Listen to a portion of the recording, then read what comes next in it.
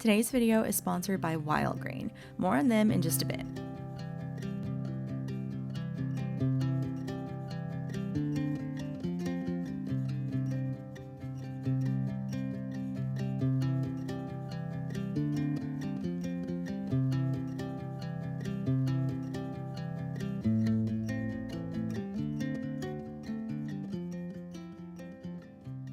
I just finished slicing up a sweet yellow onion, and I'm so excited to show you these 3 sheet pan meal recipes today because it's back to school time in our house, and for me that means just easy meals I can throw either in the oven or in the slow cooker. So today we're going to focus on sheet pan meals. So these are meals that are perfect for weeknights because you can just get everything on the sheet pan, get it into the oven, and it's going to be really easy to get dinner on the table. So the first recipe I want to share with you uses something that you can pull from the freezer. It uses some meat and some veggies. So every component is on the sheet pan. You really don't need anything else to go with it because it's just well-rounded and so delicious. So one of our family's favorite combinations are pierogies. You can just buy these frozen in the frozen section. Of course, you can make them homemade yourself. They're gonna be really good, but it's basically like a pasta dough or a dumpling dough filled with a little bit of mashed potatoes or cheese. There's a ton of different varieties you can try. So whatever your family likes. We ended up going with just regular potato and cheese, and then a little bit of kielbasa sausage. They're delicious. They have a nice smoky flavor, and they're already cooked. So all you have to do is really get them in the oven and kind of crisp them up and give them good flavor. And it also helps to flavor the cabbage and the onion and everything that touches it. So this is going to be a really yummy one and super easy. So if you're looking for some new sheet pan recipes that you can make that are just weeknight friendly and family friendly, I hope that you'll try these out and enjoy them too. So let me show you the first one. I'm starting by drizzling my half sheet pan with a little drizzle of avocado oil, or you can just line it with a little bit of unbleached parchment paper. Either will work.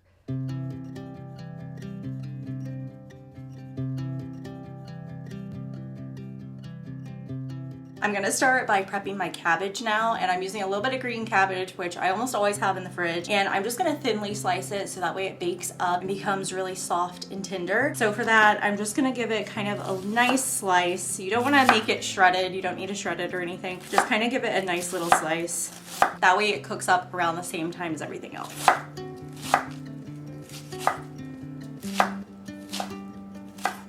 I'm gonna slice this one in half, and I'm using just about half of a small to medium-sized cabbage. Take the core out, leave that behind, but then we'll just cut one half of it in half, just thinly slice it and run my knife through.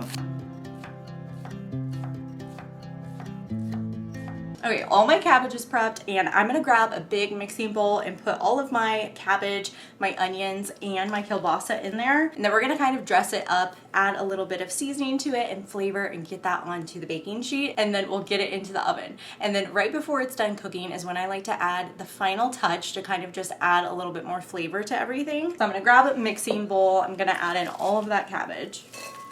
I like to use a big mixing bowl, and I'll put all of my onions, my cabbage, my kielbasa, and if I have enough room, you can either do the pierogies in there now or do them separately, and you want to make sure that everything gets nicely tossed before it goes on the baking sheet. Now for the kielbasa, what I like to do is just slice it into about 1/2-inch chunks or so. And I'm using about 1 pound of kielbasa sausage, and I'll just slice those into nice 1/2-inch chunks. I like to do it kind of at an angle just so that it looks a little bit more pretty on the sheet pan. And I also think it crisps up around the edges just a little bit better, but that's just my theory.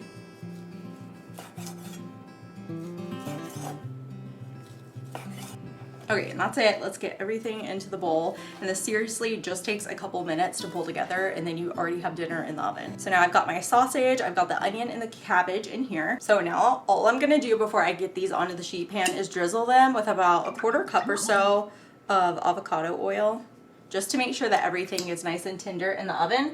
And then I'm gonna season it with just some salt and some pepper right now, and then we're gonna add more flavorings to it in just a little bit. So you're gonna make sure that all of that cabbage is nicely seasoned.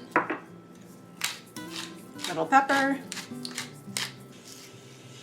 Grab a thin little spoon here and toss it all together. Make sure everything is nicely coated, because that's one of the things with sheet pan meals, I think, is if you don't season everything and kind of spread it out nicely, then things don't really cook that well. So you got to make sure that one, you're using a big sheet pan. I like to use a big half sheet pan. That's kind of the perfect size for my family. And so I'll just make sure that everything has plenty of room to spread out. Okay, so I can see the oil has coated all the cabbage and the onions, and now I'm gonna put this on my baking sheet.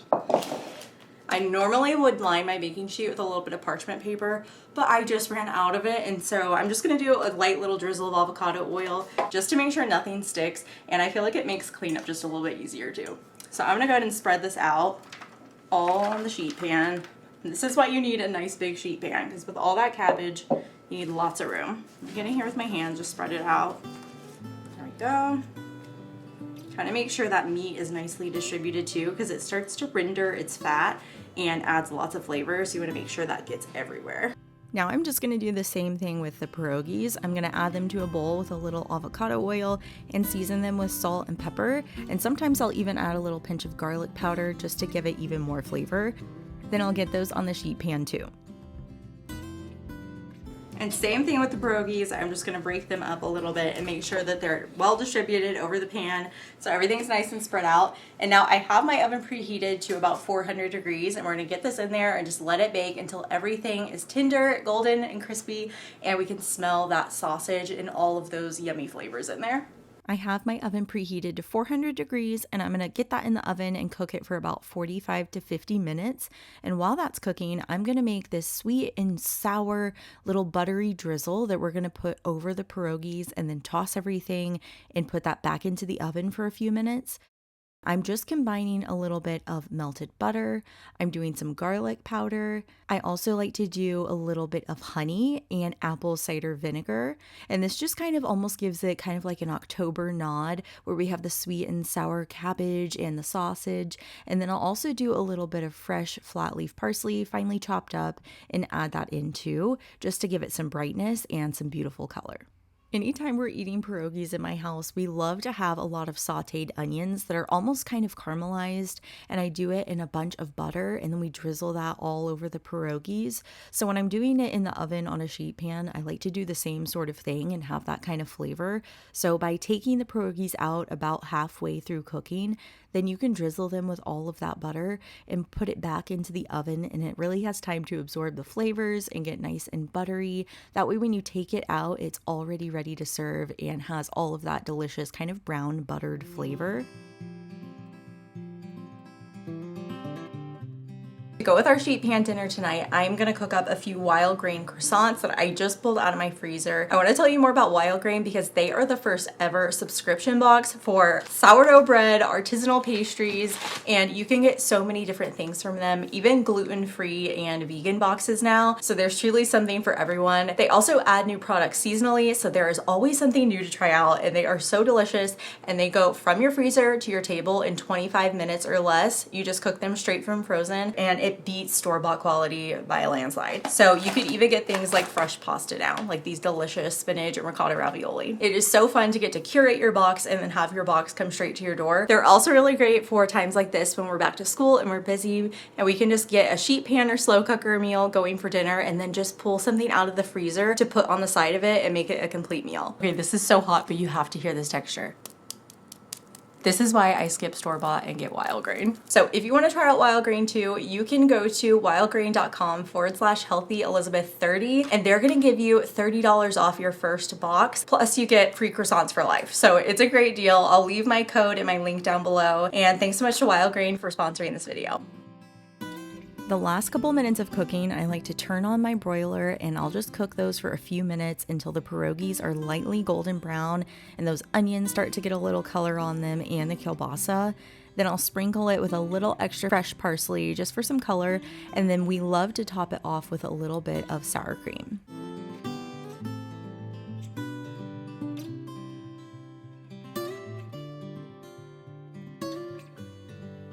We're gonna do another sheet pan meal. This one is equally delicious and is perfect for fall. It's kind of helping me to ease my way into cozy cooking, so I'm really excited about this one. I'm using a beautiful pork tenderloin that's already on my baking sheet here with a tiny bit of oil. And then I'm also gonna use some potatoes. I've got carrots, and we're even gonna do some apples, and we're gonna put this all on a baking sheet. It's gonna roast up and get nice and tender. And I love the mix of really tender meat with hearty potatoes and a little bit of sweet apple. So I'm gonna start start by getting my veggies and my apples ready to go. I'm gonna peel my carrots, I'm gonna peel my potatoes, but for the apples, I'm gonna leave the skin on, and I just like to use a good baking apple. So whatever kind of apple you like, or whatever apple is in season, I love just like a really hearty baking apple. So that could be Granny Smith, Honeycrisp, there's so many different varieties, but just choose one that's gonna hold up well in the oven.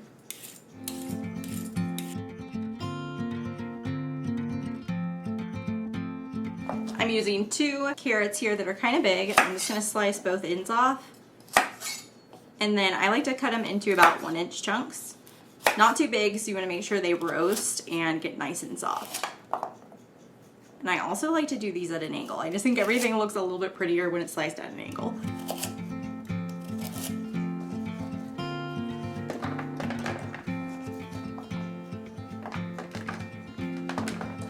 Just scatter those around the baking sheet, and we'll do the same thing with the potatoes and with the apples.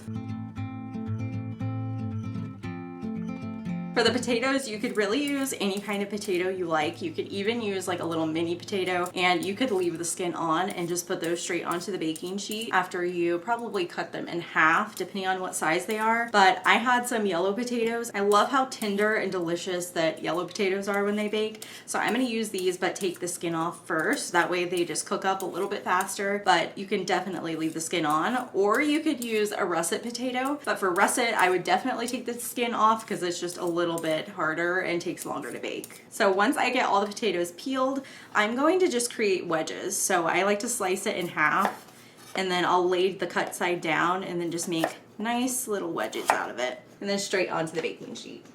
I love the combination of the potatoes with the carrots and the apple, but if you are kind of picky about what kind of veggies you want in this, you can definitely leave the apple out and just do more potatoes and keep it super simple. It's still going to be just a delicious classic roasted pork tenderloin. So you could swap that out or swap in another seasonal veggie. You could do some Brussels sprouts or broccoli, anything that goes well with balsamic. First, it doesn't really look like it's going to be enough veggies, but once you get all of the potatoes, the carrots, and both those apples on there, it's quite a bit. And if you want more for your family size, you could easily double this recipe and just cook that next sheet pan right underneath, and just make sure you switch them halfway through so that they cook evenly. I'll also slice up 1 sweet onion and add that on top of the apples and potatoes.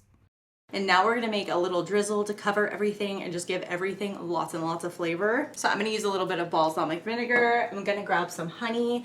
And I'm also gonna run out to my garden and grab a few fresh sprigs of rosemary. You can use rosemary, you could use thyme, especially if you have one of those growing fresh. Go ahead and grab what you have. We just wanna add some of that earthy, kind of herby flavor to the pork.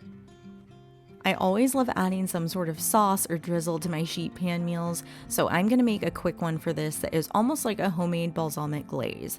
So I'm starting with a couple tablespoons of avocado oil, and I'm going to add equal parts balsamic vinegar and honey, and that's going to make kind of like a rich balsamic glaze. And then I'll just chop up a few of those fresh rosemary sprigs. I'm going to destem it first and then give it a rough chop and add that into the drizzle, along with some salt and some pepper.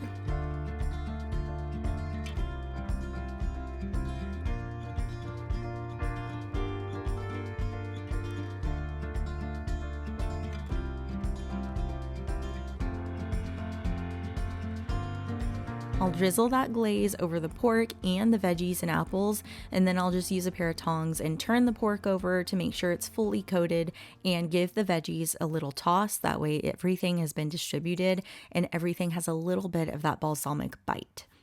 I'll get this in the oven to bake until that pork reaches about 145 degrees. Then I'll remove everything from the oven and cover the pork with a little bit of tin foil and let it rest to allow all the juices to redistribute into the meat. That way we have nice juicy meat.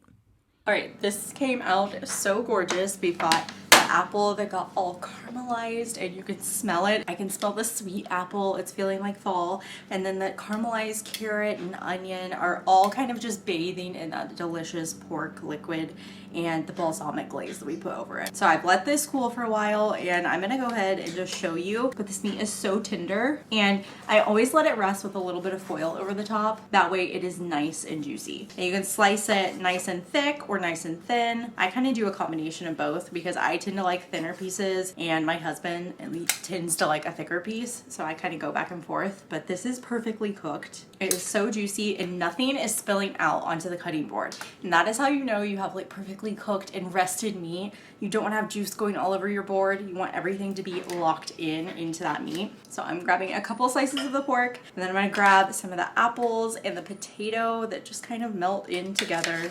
All those delicious canned drippings, just scoop it all up.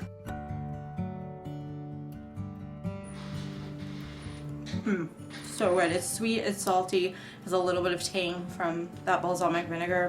This is a perfect dish to keep with you all fall.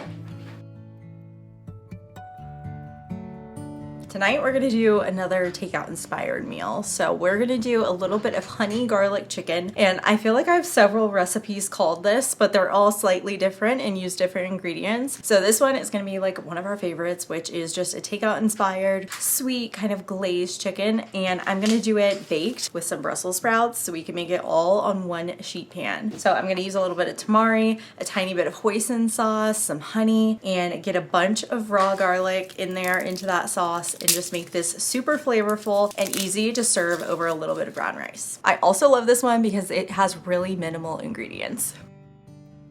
I really enjoy flavors from all over the world, but I like to be able to cook my meals with ingredients that I can find at any grocery store. And so even when I'm making meals inspired by a different culture, I still like to use pretty simple ingredients. So this is one of those meals that it just has a handful of ingredients, but if you pair them together just right, it still has so much flavor, and you don't have to buy things that you're not going to use again.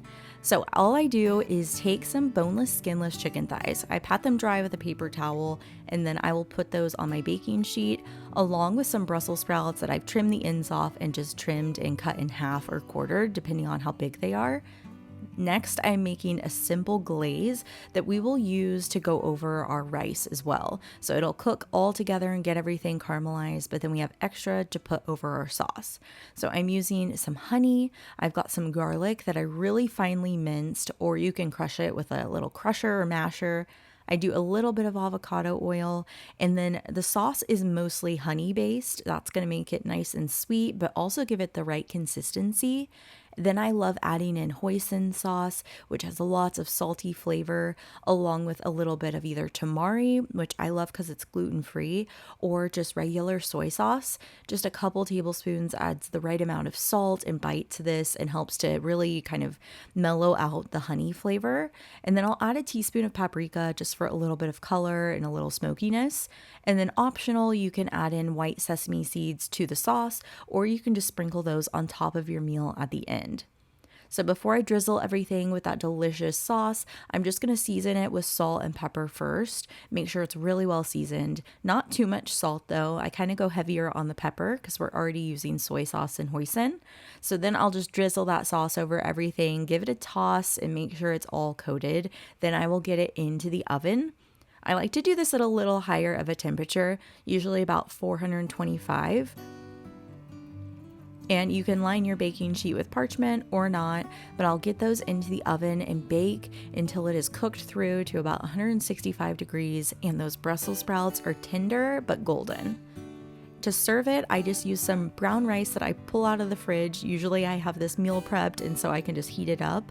And then I'll sprinkle that with sliced scallions just to give it a little freshness and a nice oniony flavor. And then right over the top, you can sprinkle on some more sesame seeds or even a little bit of spicy sriracha sauce. You could also add in a spicy sauce in place of hoisin. So if you don't have hoisin sauce or you don't want to use that ingredient, you could swap it for something spicier like hoisin, or just do a little extra soy sauce or tamari. So there you have it, 3 sheet pan meals you can add to your repertoire. Let me know if you try any of them out. I will have all the recipes linked in the description box, or you can get them at healthyelizabeth.com. Thanks so much for joining me in the kitchen.